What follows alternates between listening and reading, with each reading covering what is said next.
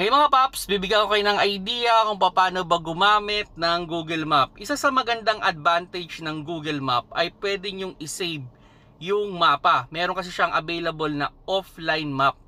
Okay? So select nyo lang, then select nyo lang yung area na pupuntahan ninyo. So kahit walang internet do sa mga dadaanan ninyo, continuous pa rin yung mapa na makukuha ninyo.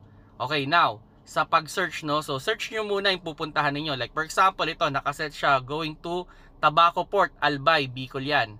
Okay? So makikita ninyo, yan na yung pupuntahan natin. Double check nyo muna mga paps, no, kung talagang siguradong going to Tabaco Port yan. Kasi tandaan natin, may mga area na magkakapangalan pero magkakaiba yung lugar. So check natin. So going to Bicol naman nga talaga. Okay? So yun, papuntahan naman talaga siya ng Bicol. Now, sa pagtatakbo na tayo. So start lang naman natin yan. Okay? Ang pinaka ibibigay ko reminders dito, no, bago kayo tumakbo, i-double check nyo muna yung kalsada kung okay ba kayo.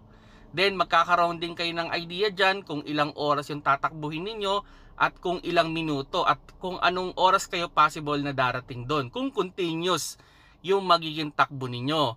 Dito naman sa taas may arrow yan. So halimbawa kung ang next na dadaanan ninyo ay kailangan kayong kumanan, so magkakaroon yan ng arrow na kanan or kung kaliwa o diretso lang.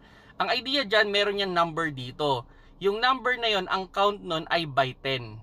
Okay, so kung halimbawa nasa 200 meters away na kayo bago kayo lumiko, pumesto na kayo doon sa kanan kung pakanan man kayo, o kung pakaliwa man, pumesto na kayo sa kaliwa 200 to 100 meters. Pabawas ng pabawas yon by 10.